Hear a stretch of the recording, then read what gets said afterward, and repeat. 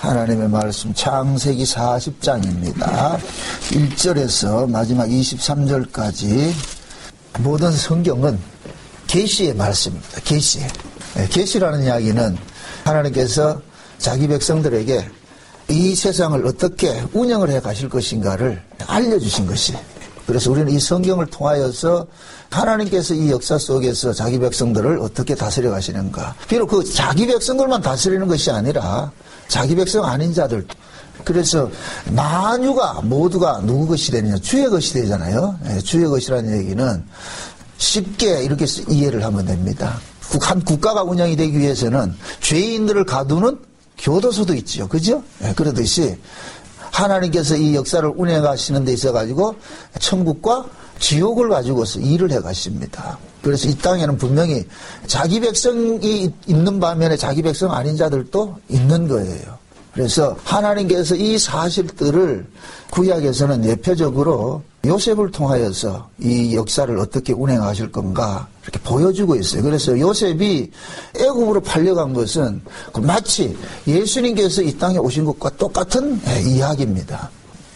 그게 요셉이 지난 시간에 우리가 살펴봤는데 요셉이 우리가 실제적으로 봤을 때는 요셉이 고난당하는 것처럼 보이는데 물론 요셉 입장에서는 고난이 맞아요. 그런데 이 창세기가 말하고자 하는 그 이야기는 요셉이 고난을 이야기하는 것이 아니고 그 요셉을 통해서 하나님께서 애굽에서 어떤 일을 하시는가를 보여주기 위해서 그 사건을 전개한단 말이죠. 그래서 시편 105편에 보면은 이 요셉이 애굽에 건너가 가지고서 그가 옥에서 착고에 채여 가지고서 말씀이 응하기까지 말씀이 저를 단련했다 이렇게 말씀을 하셨단 말이죠. 그것은 곧 뭐냐면은 시편 기자가 바라봤을 때는 요셉이 고난 당한 것을 이야기하는 건 맞아요. 맞지만은 창세기 사건에서는 요셉이 고난에 포커스가 있는 것이 아니고 요셉이 가는 곳마다 형통케 하셨더라. 가는 곳마다 여호와 복을 받게 하더란 말이죠. 그래서 그 형통의 의미를 지난 시간에 뭐라 그랬어요?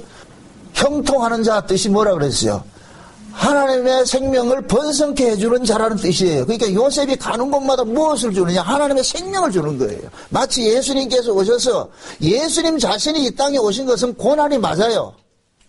하늘나라에 계셔야 될 분이 인간의 육신을 입고 이 땅에 오셨다는 것은 사도 바울의 말을 빌릴 것 같으면 뭐라 그러냐면은 그는 원래 뭡니까?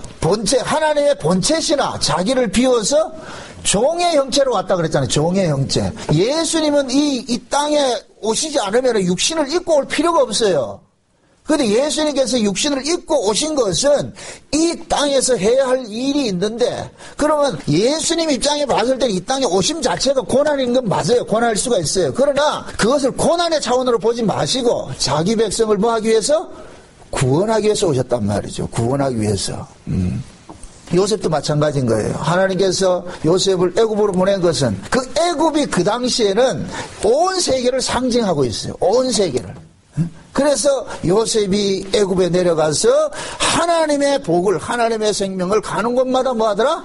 전해주더란 말이죠. 그래서 오늘 우리가 살펴보는 이 내용도 마찬가지예요. 요셉이 지금 옥에 들어가가지고서 우리가 생각할 때 옥에 이럴 것 같으면 어떤 생각을 해야 돼요? 가가지고 고생하는 것으로 나타나야 되잖아요. 그런데 실제 오늘 본문 보면 요셉이 옥에서 고생했다는 것으로 나타나지 않고 옥사장이 요셉에게 정권을 위험해가지고 죄수들을 뭐해요? 돌보는 일들을 하게 하잖아요. 돌보는 일들을. 이건 곧 뭐냐? 하나님께서 예수님을 이 감옥 같은 이 세상에 보내가지고서 어떻게 하냐? 자기 백성들과 자기 백성 아닌 자 모두라도 하나님 예수님께서는 뭐 하냐? 주가 돼가지고서 돌보는 그 일들을 하게 하시는 거예요. 똑같은 이야기란 말이죠. 그래서 시편 기자가 요셉이 착고에 채워가지고서 이렇게 있는 것은 그 원어적인 의미에 봤을 때는 요셉이 그 혼이 말이죠. 뭡니까? 그 고층에 찔리는 같이 아픔을 겪는데 그것은 그 의미가 또 있고 또 하나는 뭐냐면은 마치 뭐가 같으냐면은 이 쉬운 예입니다. 도장을 파기 위해서 어떻게 하면 요즘은 기계로 도장을 파니까 그런 게 없는데 옛날 도장 팔 때 어떻게 해요? 도장 딱 집어넣어가지고 어떻게 해요? 꼼짝 못하게 콱 이렇게 억어를 시키죠. 그죠? 억어를 시켜가지고 어떻게 합니까? 그걸 파잖아요. 그와 마찬가지죠. 그 도장을 팔기 위해서 뭐가 움직이지 못하도록 꽉꽉 조여가지고 하는 이유는 뭐예요? 거기에다가 이름을 새기기 위해서 그렇게 하는 거잖아요. 마찬가지란 말이죠. 하나님께서 요셉을 옥고에 채워서 착고에 채웠다는 얘기는 아픈 개념에 접근하지 마시고 그 착고에 채운 것은 하나님께서 이루시고자 하는 그 뜻을 지금 요셉에게 새겨넣는다는 얘기예요. 새겨넣는다는 얘기. 요셉이 그 일을 하기 위해서. 왜? 요셉 자체가 무엇을 하기 위해서 선택이 됐어요? 하나님의 꿈을 이루기 위해서 선택이 됐죠. 그래서 요셉을 그래서 뭐라 그래요? 꿈꾸는 자라 그러죠. 꿈꾸는 자. 오늘 이 본문을 보면은 왜 하나님께서 요셉을 이렇게 다뤄갔는가? 해답이 쫙 나온다니까.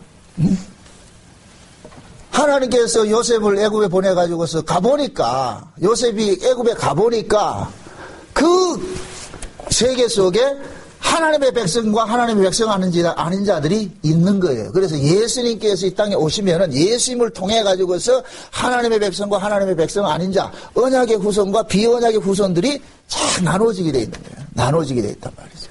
요셉이 처음부터 창세기 37장에 볼 것 같으면은 집에서도 무슨 짓을 했어요? 집에서도 형제들의 뭐를 구해요?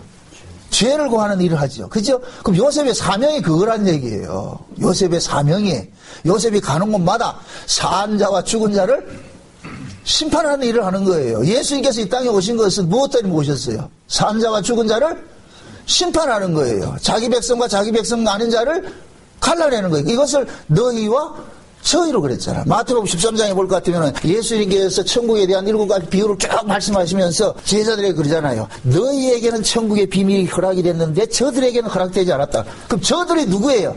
광의적인 의미에서는 온 세상을 이야기를 하는데 그 당시에 저들은 뭐냐? 바리새인들이죠. 율법 아래 있는 자들이죠. 율법 아래 있는 자들. 한 형제인 것 같은데 실제는 한 형제가 아니란 말이죠. 광의적인 의미에서는 신자나 불신자나 모두가 하나님께로 났기 때문에 한 형제예요.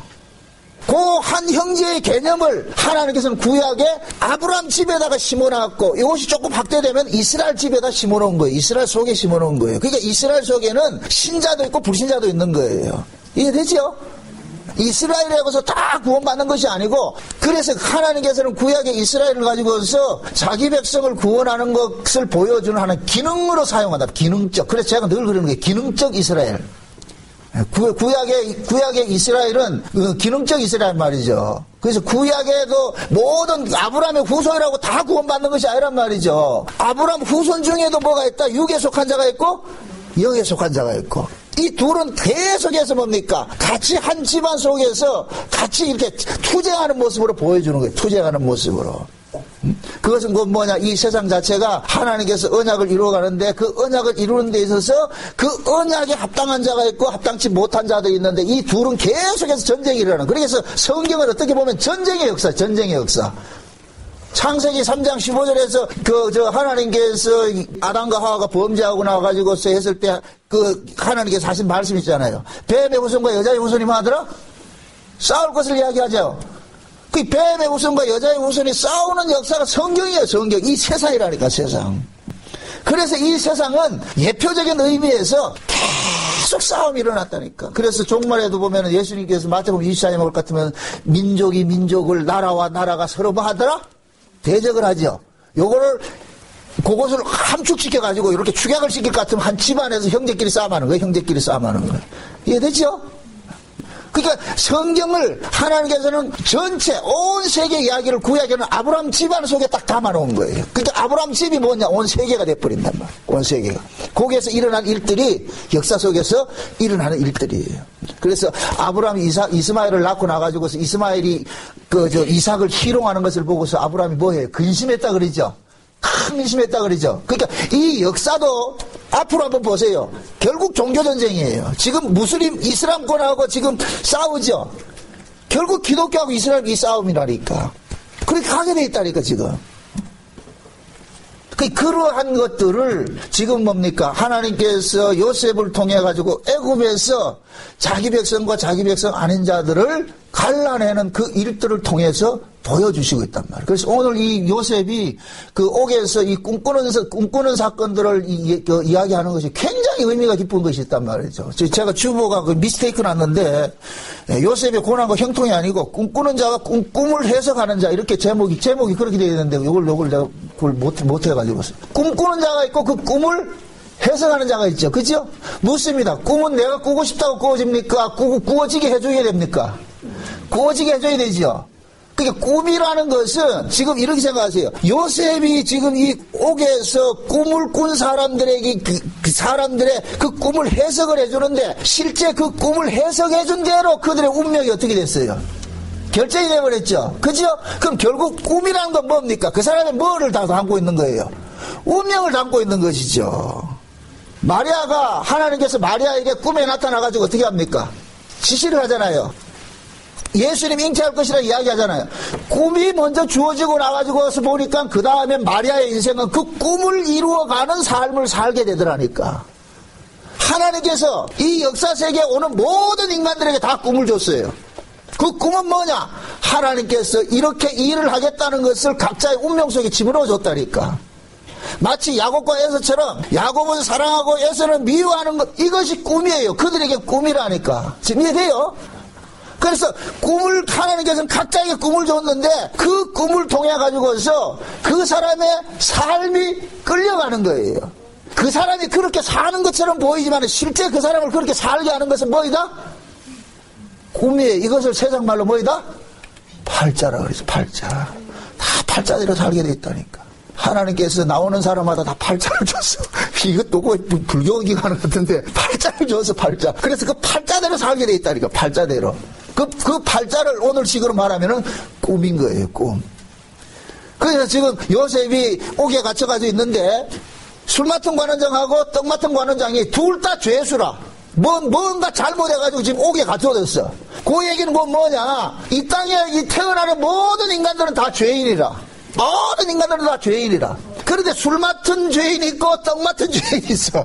이제 살 자가 있고 죽을 자가 있어. 둘 다 죄인인데 옥에 갇혔어요. 그런데 이 옥에 갇힌 이곳에 누가 왔느냐? 예수님께서 오신 거예요. 예수님께서 오셔가지고서 심판을 해내는 거예요. 이놈 살 놈인지 죽을 놈인지. 그래서 각자 꿈 내놔봐라. 꿈 내마라.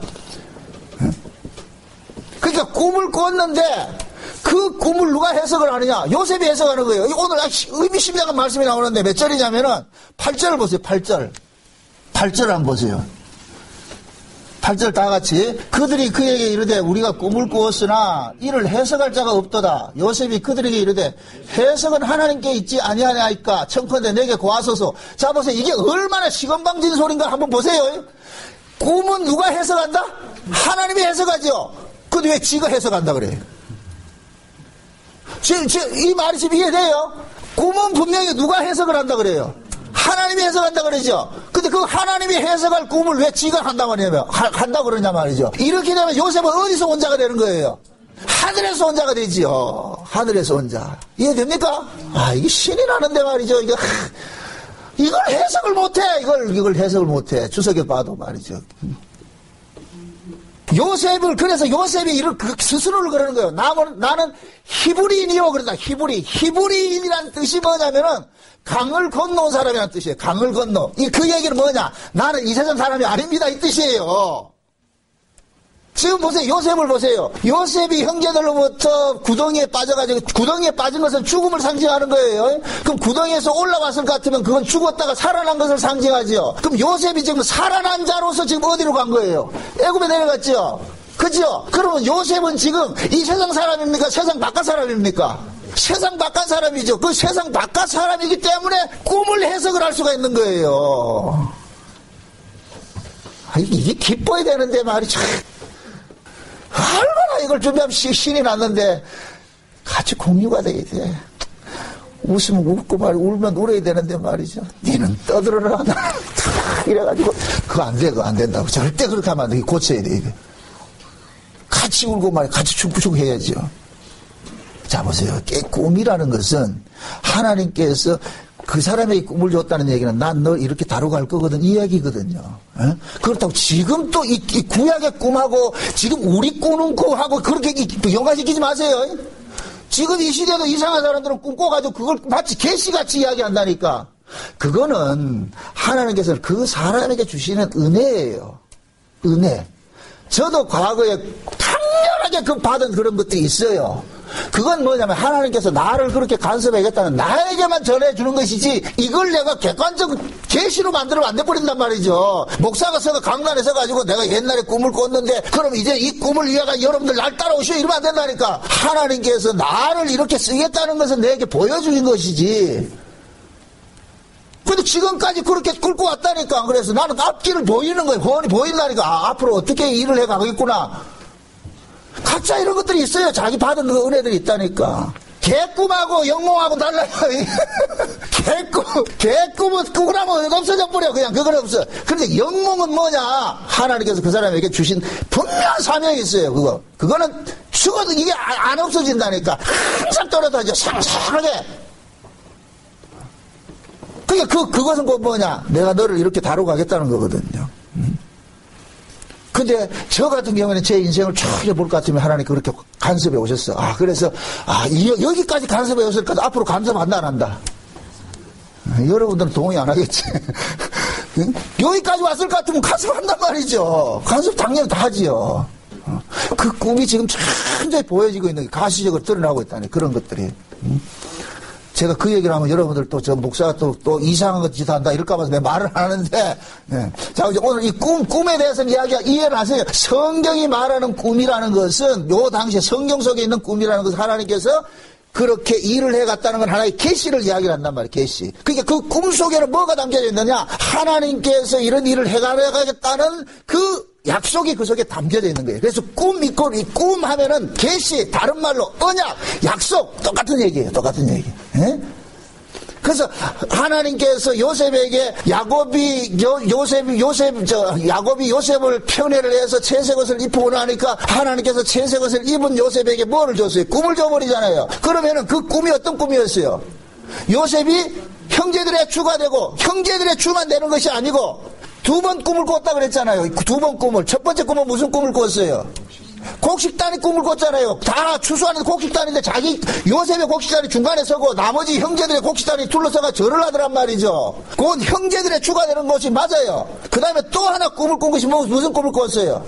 하늘의 해와 달이 별들이 모두 자기에게 뭐 하더라? 절하더라. 이건 만유의 주가 된다는 얘기예요. 만유의 주가 된다는 얘기예요.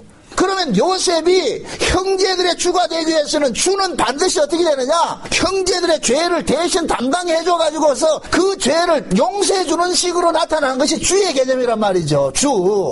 그러니까 우리가 예수님을 주님 이렇게 할 때는 내 죄를 예수님께서 대신 다 담당해 주신 분입니다 하는 고백이 주님 이 고백이에요. 그냥 이 뜻도 모르고 그냥 주 이러지면 안 되고 내 죄를 예수님께서 대신 담당해 주셨습니다 하는 이 고백이 나올 때 주가 나오는데 그렇게 될 때는 뭐가 되느냐? 나의 인생은 내 인생이 아니고 누구의 인생이다? 주님의 인생입니다. 그럴 때 주인님이 이렇게 되는 거예요. 그런 의미에서 주가 되는 거예요. 그럼 형제들이 요셉을 죽였잖아요. 구덩이에 빠뜨려서 죽였잖아요. 그럼 이제부터는 그 요셉이 형제들을 용서해 줄 때 비로소 형제들의 뭐가 되느냐? 주가 된다니까. 주가 돼. 이해되죠? 그럼 이제 요셉이 애굽으로 내려갔어요. 그럼 요셉이 꿈을 두 개 꿨는데 애굽으로 내려간 두 개 꿈을 꿨는데 하나는 형제들의 주가 되는 꿈이고 하나는 만유의 주가 되는 꿈이잖아요. 그럼 그 만유를 대표하는 곳이 어디냐? 애굽이란 말이에요. 애굽. 그래서 애굽에 내려가서 요셉이 살자와 죽은 자를 캐설해주고 마지막에 온 세상의 기근으로부터 뭐 해줘요? 구원해주죠. 그래서 모든 사람들의 토지를 전부 요셉이 사들여가지고 누구한테 바쳐요? 바로에게 바치죠. 요건 뭐냐? 요한부 고린도서 15장 볼 같으면 예수님께서 장차 모든 나라를 하나 아버지께 바칠 때가 온다는 거. 바칠 때. 그거 똑같은 거예요. 요렇게 될 때 예수님은 뭐가 되느냐? 형제들의 주가 되면서도 또 만유의 뭐가 된다? 주가 되는 거예요. 주가 된다. 그 일을 위해서 예수님 요셉을 하나님께서는 애굽으로 내려가게 한 거예요. 애굽에 내려가니까 누가 있느냐? 각자 꿈꾸는 자들이 있는 거예요. 각자. 하나님으로부터 꿈을 받은 자들이 딱 있는 거예요. 그러니까 옥에 들어가니까 술 맡은 관원장이 있고 떡 맡은 관원장이 있어요. 하루는 들어가 보니까 술 맡은 관원장이 꿈을 꿨어요. 그 꿈을 꾸라고 하도 신기한 꿈이니까 이 사람도 가슴이 덜렁했던 모양이라. 그 요셉이 들어가가지고 딱 보니까 얼굴빛이 잿빛이라. 왜 그래? 왜? 세상에 내 꿈을 꿨는데, 이게 불안하고 말이죠. 이래가지고서, 그 요셉이 하는 얘기 8절에 그러는 거예요. 그 꿈은 하나님이 주신 것인데, 하나님이 그 꿈을 해석을 하는데, 내가 해석해 줄게.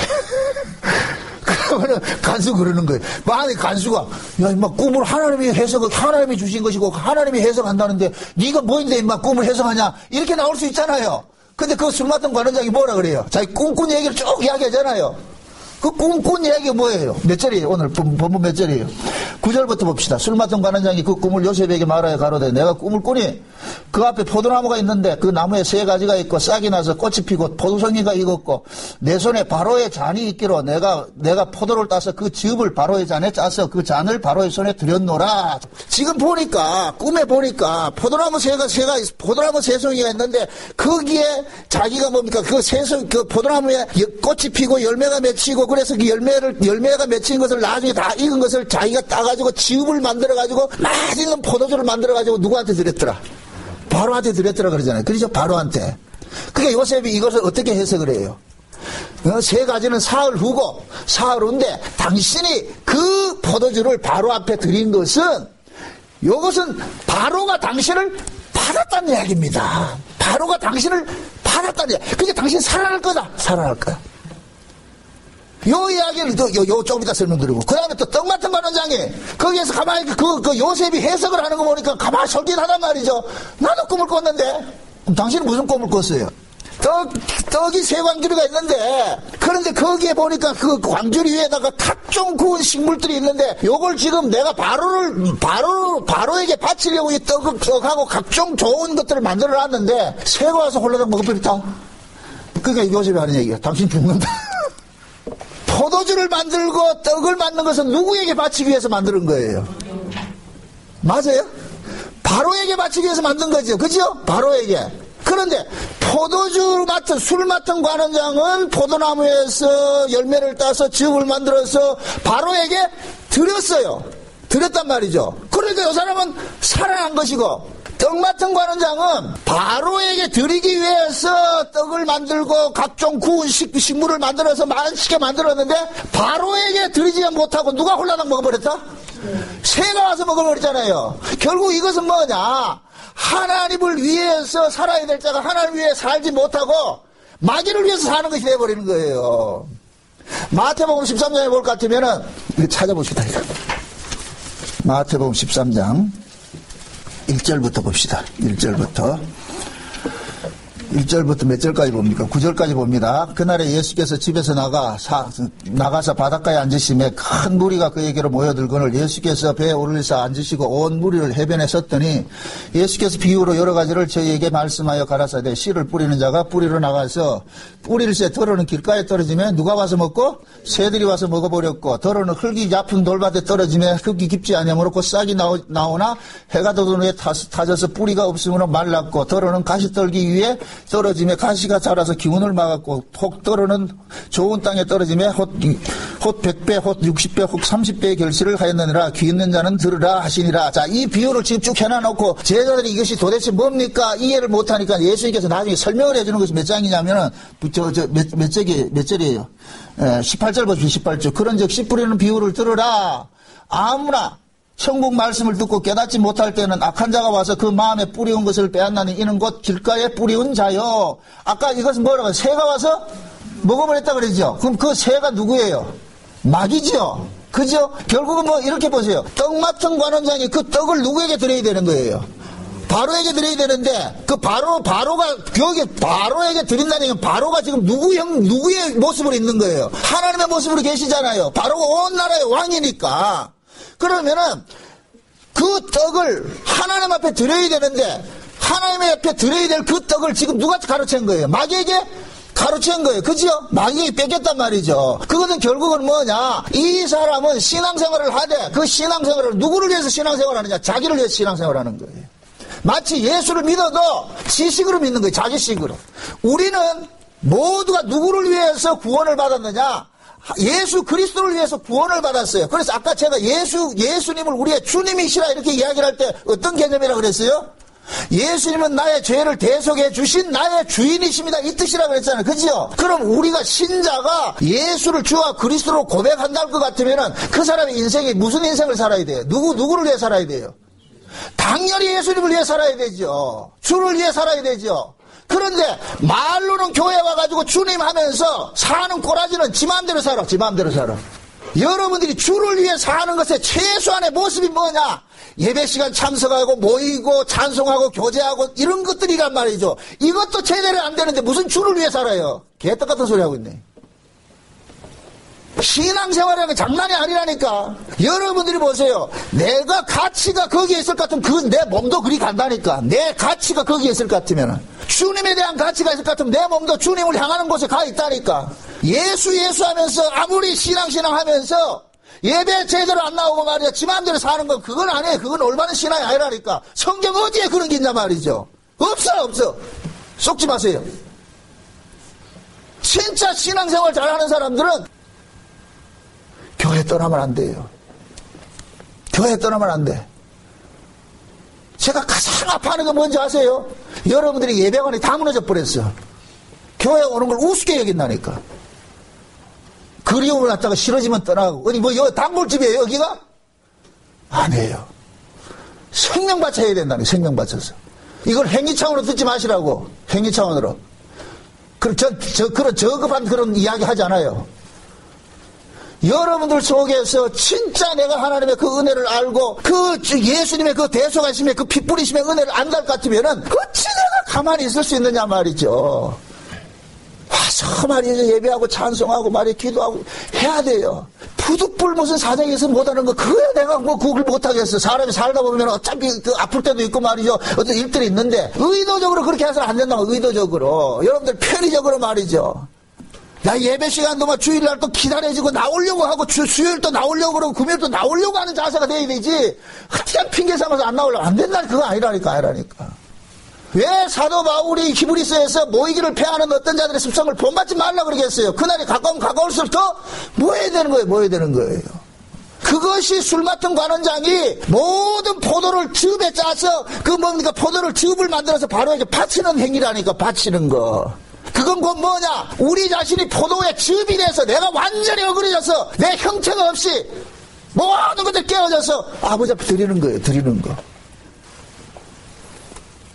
예수님께서 그런 말씀을 하시죠. 누구든지 나를 따라오려거든 부모와 자식과 전토와 모든 것을 버리고 나를 쫓으라 그러잖아요. 그러잖아요? 그럴 때 제자들이 아이고 그렇게 해서 어떻게 들어갑니까? 그렇게 해서 천국 갈 사람 누가 있습니까? 사람으로는 되지 않고 하나님으로 할 수 있다 그러죠. 그러면서 뭐라 그래요? 저 약대가 바늘길 가는 것보다 천국은 부자가 천국 가는 게 더 어렵다 그러죠. 그러나 들어갈 수 있는 것은 뭐냐? 바늘길 들어갈 수 있는 것은 뭐냐? 가루가 되면 들어간다. 가루가. 그 가루가 뭐냐? 하나님의 말씀. 그래서 성경에서는 구약과 신약을 우리 편의적으로 말할 때 맷돌로 비유하는 거예요. 맷돌로. 요한계시록 18장에 말 같으면은 그 맷돌이 어디에 바다에 빠진다 그러죠. 바다에 빠진다 그러죠. 그죠? 이 맷돌같이 한 구약과 신약의 말씀 속에 우리를 집어넣어가지고 갈아버리는 거예요. 그래서 우리가 형체가 없어져야 된다니까. 여기 마치 뭐냐? 술 맡은 관원장이 포도를 따가지고서 즙을 만들어서 포도의 형체가 사라져버려 즙이 돼버리죠. 그럴 때 바로 마시게 되는 거예요. 우리 인생이 그렇다니까. 저와 여러분들이 처음엔 우리가 교회에 들어와가지고 내 꿈을 펼치기 위해서 교회에 들어와서 우린 다 그렇게 시작을 했어요. 그런데 하나님의 말씀 속에 내가 갈려지는 거예요. 날마다 내가 깨워지는 거예요. 부서지는 거예요. 이거 아니었구나.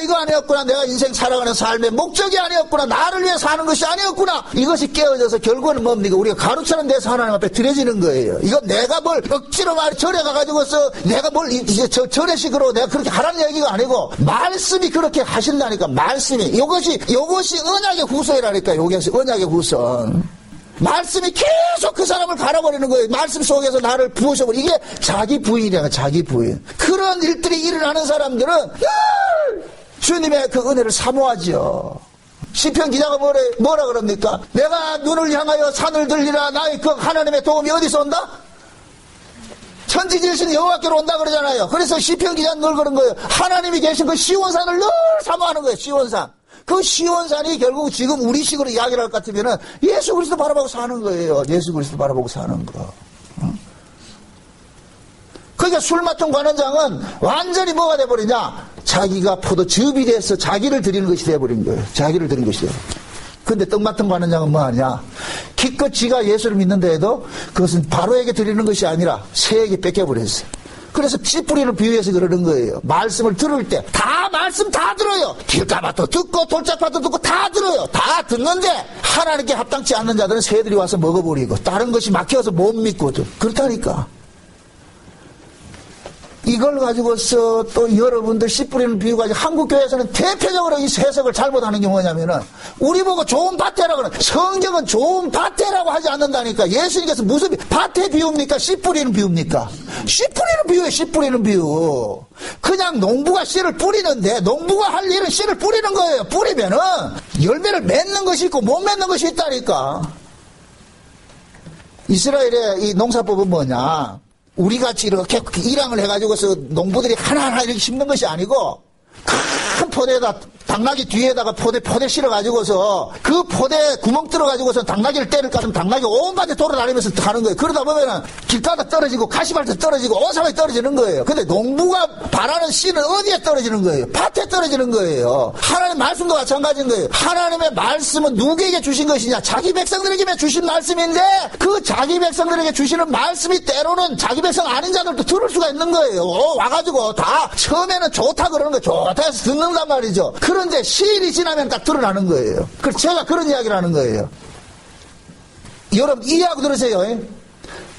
목사하고 성도하고 이렇게 뭐 처음 만나가지고 신앙생활을 막 3년은 지나봐야 알아요. 처음엔 다 잘해요. 우스갯소리로 여러분들 처음 교회 딱 올 것 같으면 처음엔 몇 달 동안 잘해요. 헌금도 잘해요. 몇 달 딱 지나가지고 탁 눈치 와가지고 이제부터 안 한다니까. 최소한 한 3년은 지나봐야 돼. 그래야 저 사람이 맞는가. 여러분 보세요. 신앙생활을 같이 이렇게 함께 이렇게 공유하면서 오랜 세월 했다는 것이 보통 실력이 아니에요. 서로가 서로를 다 장점과 약점 다 알면서 그것을 우리가 녹여가면서 말이죠. 이해하면서 그렇게 세워가는 그렇게 이렇게 돈독해지는 것이지 처음에 좋다고 했다고 그거 아니라니까. 누구든 다 잘할 수 있어요. 처음에는 연기를 얼마든지 할 수 있다니까. 오랜 세월 지나봐야 된다니까. 그러니까 그 씨 뿌리는 비유가 그런 거예요. 다 그러잖아요. 처음에는 가시 길가에 떨어지면 누가 와서 홀라당 주워 먹고 새들이 와서 주워 먹고 그 다음엔 가시 떨기에 떨어졌다니까 가시의 힘이 그것을 생명을 주게 하잖아요. 이게 곧 뭐냐? 교회 처음 들어왔다가 하는 말이죠. 세상이 너무 좋아가지고 세상에 빠져나가는 거 똑같은 거예요. 그런데 좋은 밭이 있어. 그 좋은 밭은 뭐냐? 우리가 좋은 밭이라는 얘기가 아니고 농부가 관리해주는 밭이 있단 말이죠. 농부가 때를 따라서 농부가 새들도 쫓아버리고 말이죠. 돌도 제거해주고 말이죠. 비료도 주고 거름도 주고 하면서 그렇게 키우는 것이 그것이 좋은 밭이라니까. 그러니까 그 좋은 밭은 우리들은 좋은 밭 되라는 얘기가 아니에요. 그 전형적으로 그 설교할 때 그러잖아요. 여러분들 이 속에는 돌 같은 그 굳은 마음들 여러분들 그거 어떻게 빼내는데 좀 알려줘 주세요. 그거 어떻게 빼내는데? 그거 아니잖아요. 뭐를 빼내. 그게 안 된다니까. 그게 아니고 하나님께서는 좋은 밭이 따로 있는 거예요. 좋은 밭이 뭐냐? 우리는 밭은 다 똑같은 밭인데 농부가 관리하면 좋은 밭이 되는 거예요. 아멘? 네, 농부가 관리해주면 좋은 밭이라니까. 좋은 밭. 그러니까 여기 오늘 본문에서 바로가 술 맡은 관원장이 지가 했다 생각하지 말고 그것은 주께서 그렇게 하신 거예요. 예, 하신 것이란 말이에요.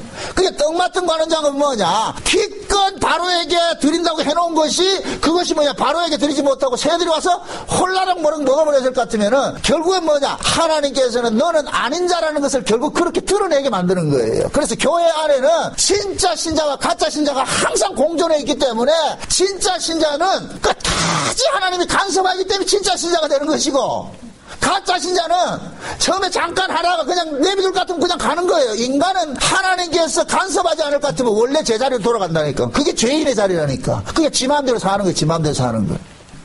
이거는 목사가 여러분들의 신앙을 이렇게 하세요 저렇게 하세요 예배 빠지지 마세요 이건 관리할 문제가 아니라니까. 이건 관리할 문제가 아니라니까. 내가 소리쳐서 될 것 같으면은 그럼 여기가 절간이 돼버리죠.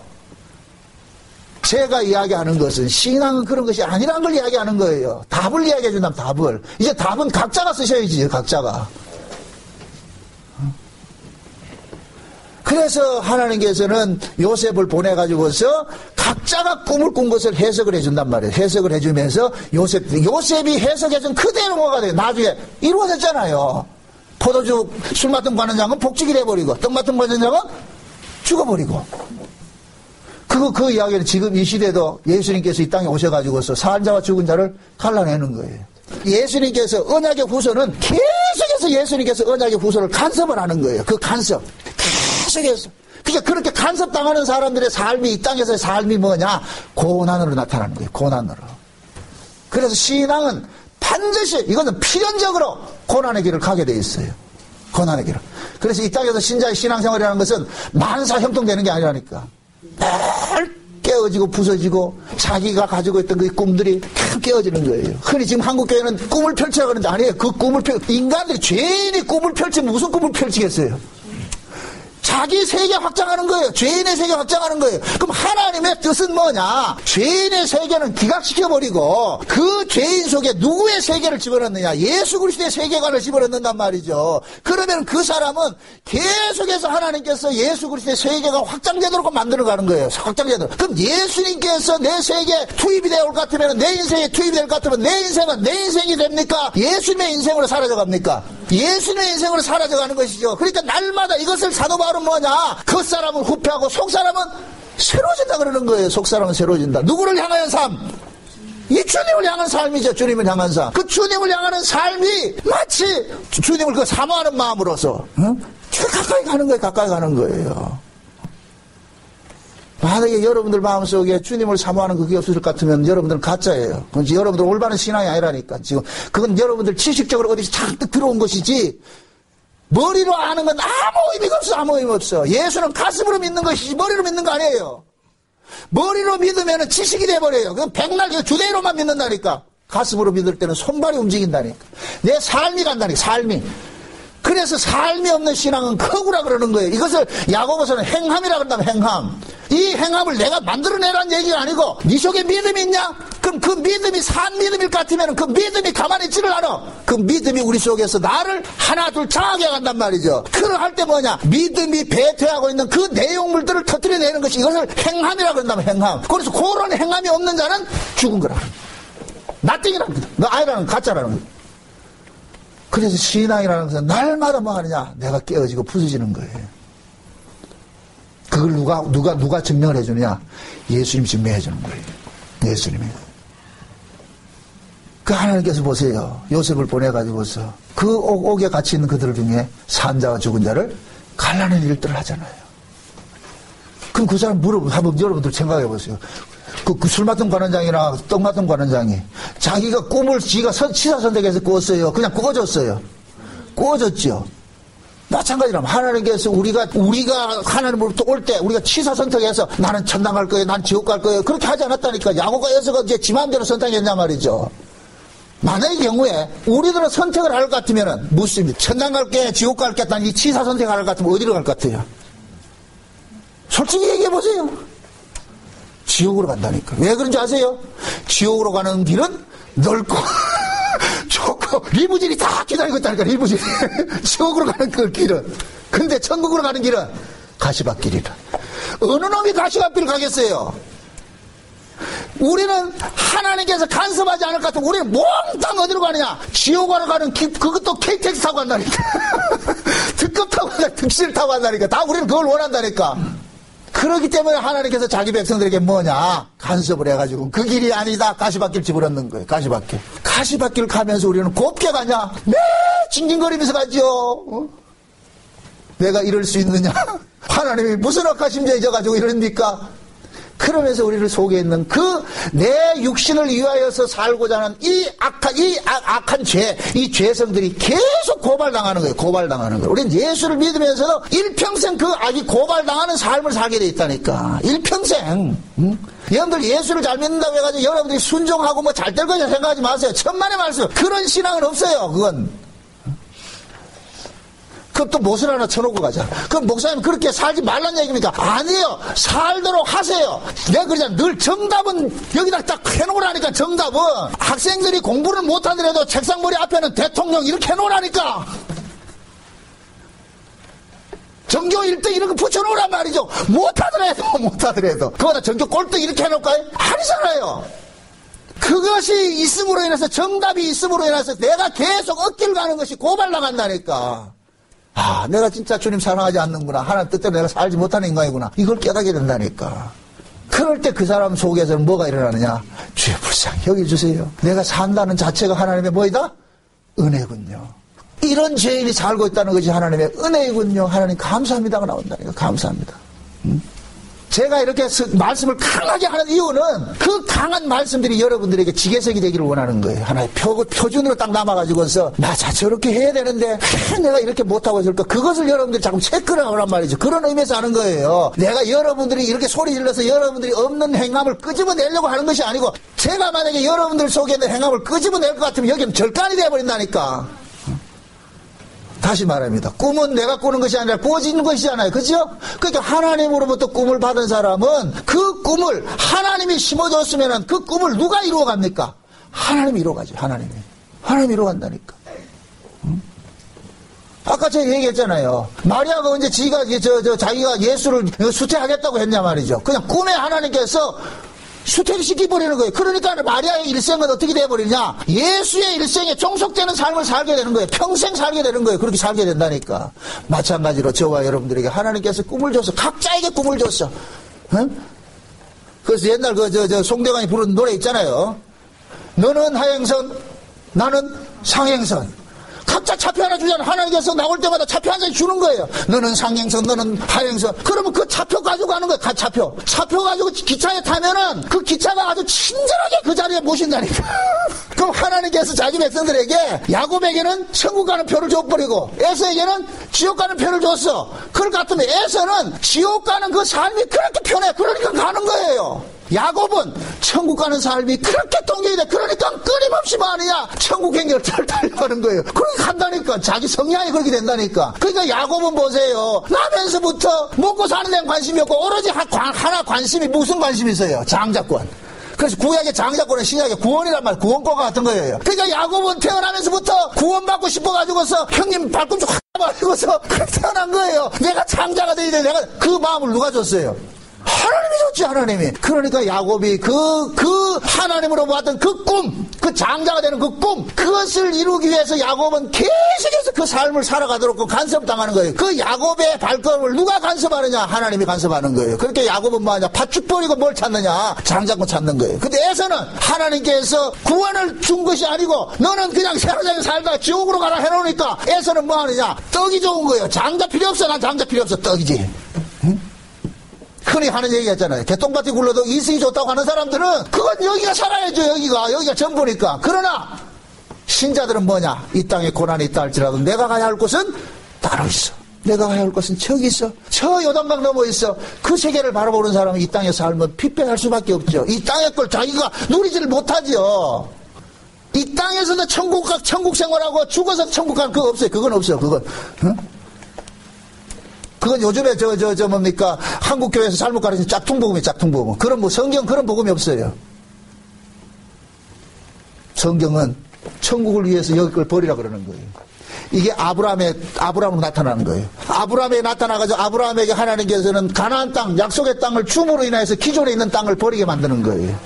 여러분들 아브라함이 순종해서 쫓아갔다 그러니까 뭐 기분 좋게 쫓아갔다 생각하는데 천만의 말씀이에요. 성경은 그렇게 이야기하는 것이 아니고 말씀이 아브라함의 매가지를 꽉 잡아가지고서 끌고 갔다는 거예요. 이걸 순종이라 이야기한다면 순종. 그러니까 순종의 개념은 내가 하나님 말씀을 지켰다는 개념이 아니고 말씀이 우리로 하여금 순종케 하는 자리로 끌고 갔다는 거란 말이에요. 끌고 갔다는 얘기예요. 그래서 진짜 하나님의 말씀에 순종하고 산 사람들은 전부 자기 고백이 무슨 고백이 나오느냐? 나 된 것은 모든 것이 하나님의 은혜입니다는 고백이 나와요. 내가 잘나서 이렇게 해왔다는 고백이 안 나온다는 게, 만약에 자기가 잘나서 여기까지 왔다는 고백을 하는 사람은 그 사람은 가짜예요, 가짜. 그건 신자 아니라니까. 그 순종의 의미를 아시란 말이죠. 순종 이럴 것 같으면은 육에 속한 사람은 내가 순종할게요 덤비들지만은 영에 속한 사람은 뭐냐? 내가 순종하는 것이 아니라 내 안에 주께서 순종의 자리를 나를 끌고 가는 거예요. 끌고 가는 거. 이해되죠? 그게 순종이라니까, 순종. 성경을 그냥 문자적으로 어설프게 보면 안 된다니까. 그걸 지금 오늘 본문에서 이야기해 주는 거예요. 술 맡은 관원장이, 그 떡 맡은 관원장이 지가 꿈꾸고 싶어서 꿨냐 말이죠. 하나님께서 꿈을 준 거예요. 꿈을 주고 나가지고 그 꿈을 해석하는 분이 누구라 그랬어요? 오직 하나님만 해석한다 그랬는데 그 하나님만이 해석할 수 있는 그 꿈을 지금 뭐가 요셉이 하고 있어. 그러면 요셉은 그 뭐냐? 하나님께로 온 자가 돼버리는 거죠. 내가 하나님께로 온 자야. 하나님께로 온 자야. 참 재미있는 것이 요셉이 누구 꿈을 먼저 해석을 해주느냐 하면은 술 맡은 관원장 꿈을 해석해 주지요. 그러고 나가서 떡 맡은 관원장은 술 맡은 관원장이 요셉이 해석을 해주니까 그걸 가만히 보더니까 나도 좀 해주라 이렇게 나오더란 말이죠. 나도 좀 해주라. 그럼 이 이야기는 뭐냐? 떡 맡은 관원장은 요셉이 꿈을 해석하는 자로 봤다 안 봤다? 안 본 거예요. 술 맡은 관원장의 꿈을 해석하는 걸 보고 오니까 저 사람은 저 아주 귀중함을 잘 점치네. 나도 한번 봐줘야 되겠다. 요건 결국 뭐냐? 자기 노림수로 나오는 거예요. 노림수로. 그러나 술 맡은 관원장은 뭐 하냐? 요셉이 그러잖아요. 요셉이 그러잖아요. 그 꿈은 누구만 해석한다? 하나님만 해석할 수 있는 겁니다. 그래 놔놓고 내가 꿈 해석할게요. 그러니까 술 맡은 관원장은 두고만이 하지 않고 내 꿈 이런 꿈 꿨거든. 해석 한번 해봐라. 떡 맡은 관원장은 처음에 그걸 잘 생각 없었어요. 술 맡은 관원장의 꿈 해석해주니까 나도 한번 해볼까? 요즘식으로 말할까요? 교회는 뭐냐? 하나님께로 난 자들만 교회로 오게 돼 있어요. 그런데 하나님께로 난 자들이 교회로 오니까 안 믿는 자들이 저 사람 교회 가는 거 보니까 나도 한번 가볼까? 그럼 나도 한번 가볼까? 하는 이런 사람들은 10중 8구 떡받다 거는 교회는 하나님이 끌고 와야 돼. 끌고. 그래서 여러분들이 예수를 믿는 것조차 신앙생활을 하는 것조차 여러분의 실력으로 남으면 안 돼. 모두가 뭐냐? 하나님께서 해줬습니다. 그래서 늘 제가 그 기도하는 게 그거예요. 우리 목회교회 성도들이 이 교회 온 것조차도 자기 생일로 온 것이 아니라 주의 은혜가 주의 발걸음이 나를 여기까지 인도해 주셨군요. 나를 여기까지 인도해 주신 그 여호와를 찬송해야 되는 거예요. 나 왔잖아 이러면 안 되고 하나님께서 나를 간섭해 주지 않았을 것 같으면 이 좋은 날씨에 놀러 갔을 텐데 놀러 가지 않고 이 자리에 오게 해준 것 하나님의 은혜입니다. 주님 감사합니다. 그게 나와있죠. 내가 봉사하고 말이죠. 헌금하고 하는 모든 헌신도 하나님 나는 그런 걸 할 수 있는 인간이 아닌데 하나님께서 어쩌자고 내 마음속에 이런 일들을 하게 격발을 시켜줬습니까? 주께서 내 행위를 이렇게 격발시켜준 것 그 은혜 고맙고 감사합니다. 이것이 있는 사람은 하는 것마다 기쁨이죠. 감사지요. 교회 오는 것도 감사, 봉사하는 것도 감사, 모든 것이 감사예요. 근데 그거 없이 지가 좀 하려고 하는 사람들은 하다가 지쳐버린다니까. 옆에서 안 알아주면 짜증나고 말이죠. 응? 보통 보면 교회 안에서도 일하는 거 볼 것 같으면은 진짜 하나님의 은혜로 하는 사람은 누가 알아주든 안 알아주든 해요. 예의하게 한다니까. 그러나 자기 속에서 주께서 주시는 그 은혜로 하지 않는 사람은 사람 눈치 살피죠. 누가 알아주나 안 알아주나. 사람 많을 땐 잘하는 척하고 없을 때는 안 하고 말이죠. 그거 안 해. 그래서 사도 바울이 그러는 거예요. 너희 안에 그리스도가 계신가 늘 한번 믿음이 있는 거 확증해보라 그러는 거예요. 그리스도께서 너희 안에 없으면 너희는 버리운 자라는 거예요. 이 그리스도는 우리를 강제적으로 우리를 간섭할 때 내 행위를 도출하는 것이 아니고 그리스도께서 우리 안에서 뭐 하느냐? 그리스도의 마음으로 그리스도의 사랑으로서 그 일을 끌고 하게 한단 말이죠. 그럴 때 그 사람은 뱉어내는 모든 일들이 누구 것이 되느냐? 그리스도의 영광이 되는 거예요. 주께서 하셨습니다. 주님께서 다 하셨습니다. 그 고백이 나온다니까. 여러분들이 남은 인생 이 신앙생활을 하면서 여러분들이 신앙을 잠깐만 점검을 해보세요. 우리가 여러분 성경을 봐야 되는 이유가 그거예요. 이 성경을 통하여서 내가 지금 옳은 길 가고 있는지 제대로 가고 있는지 안 가고 있는지 그런 의미에서 거울이라 그러는 거예요. 거울을 한번 보시란 말이죠. 어떻게 지금 내가 가고 있느냐. 어떤 목사의 말을 듣지 마세요. 제 말도 듣지 마세요. 성경이 어떻게 말하는가 그 성경을 참고하시라니까. 성경 속에 해답이 다 들어있어. 우리 앞서서 믿음으로 살았던 선진들의 기록들이 성경에 돼 있어. 그러면 그들이 걸어갔던 그 길과 내가 지금 걷고 있는 그 길이 셀로파지 딱 껴가지고 맞으면은 내가 신자고 아니면은 허당이지 뭐 허당. 뭐 어떡하겠어 그거. 스스로 한번 체크해 보시란 말이죠. 그래서 시편 기자는 그러는 거예요. 복 있는 사람은 주야로 여호와의 율법을 뭐 한다? 묵상한다 그러잖아요. 그 여호와의 율법을 묵상한다는 이야기는 결국 뭡니까? 내가 늘 말씀을 통해서 자기를 조망하는 거예요. 내가 지금 과연 이 말씀대로 내가 지금 가고 있는지. 하나님은 자기 백성들을 다뤄가는데 그게 있습니다. 틀이 있어요. 막 언약을 위해서 자기 백성들 다루고 가니까 언약이랑 기차레일에 딱 신겨놔서 올려놔놓고 그래 끌고 간다니까. 그러니까 모든 언약의 후손들은 우리 앞서서 갔던 그 믿음의 선진들이 걸어갔던 그 기차레일을 타고서 우리는 가고 있는 거예요. 가고 있다니까. 어떤 사람은 멀리 가 있고 어떤 사람은 지금 출발한 사람도 있고 다 모두가 뭐냐, 어떤 레일에 올려져 있느냐에 따라서 그 사람의 운명은 결정이 돼버리잖아요. 레일이 나를 끌고 가니까. 레일이, 기차 레일이, 그 기차 레일이 오늘 본문식으로 말하면 뭐냐, 꿈인 거예요. 꿈. 응? 여러분들 스스로 생각해보세요. 여러분들이 받은 꿈이 어떤 꿈이냐, 여러분들 속에 심겨져 있는 그 언약이 어떤 언약이냐. 응? 술 맡은 간원장이냐 아니면 떡 맡은 간원장이냐. 이 운명은 우리가 바꿀 수 있는 것이 아니에요. 각자 운명대로 하나님께서 이 말씀대로, 오늘 제가 이래 증거한 이 복음도 마찬가지입니다. 어떤 사람은 달게 받고 어떤 사람은 쓰게 받는 수도 있어요. 각자 받는 기가 다 다르니까. 그러나 제가 간곡 요원하는 것은 여러분들이 다 술 맡은 간원장이라는 전제하에 제가 말씀드리는 거예요. 행여 또 여러분들의 신앙이 억지가 되지 않도록 말이죠. 여기까지 인도해 주신 것이 하나님의 그 은혜라는 이 사실들이 너무너무 고맙고 감사해서 하는 행위 속에서 누구의 영광이 드러나느냐, 주께서 일하시며 그 영광이 드러나서 여러분들의 일 끝에 주님 감사합니다, 오늘도 주께서 나에게 은혜를 베풀어 주셔서 일 행하였습니다, 예배하였습니다, 찬송하였습니다, 이런 일들이 일어날 때 그 사람이 그 삶 자체가 뭐가 되느냐, 찬미의 제사가 되는 거예요. 찬미의 제사. 그래서 찬송은 최후의 우리가 토해낼 수 있는 마지막 뭐냐, 결과물에 꽂힌 거예요. 꽃. 그래, 찬송이 최고의 꽃이라니까. 꽃. 그래, 찬송은 아무나 불러지는 것이 아니란 말이죠. 그래서 요한계시록 할 것 같으면은 천천만만의 천사들과 온 우주 만물이 24장로와 더불어서 뭐 합니까? 찬양하는 거예요. 여호와께 찬양하요. 어린 양에게 찬양하는 거예요. 모든 것들이 어린 양에게 있습니다. 주께서 하셨습니다. 나의 나된 것이 모든 것이 하나님의 은혜입니다는 이 고백이 쏟아질 때 그 사람이 지금 신앙 생활하는 것이에요. 예배하는 것이에요. 산제사 드리는 것이라. 부디 여러분들 삶 속에서 그러한 그 찬송들이 여러분들이 어떤 환경 속에 있다 할지라도, 마치 바울과 신라가 감옥에 갇혀서도 찬송과 기도가 터져나갔듯이 여러분들의 삶 속에 어떤 모습이 있다 할지라도 그 찬송이 끊이지 않고 그 찬송이 여러분들 속에서부터 터져나오는 그러한 은혜가 임하시기를 주의 이름으로 축원드립니다.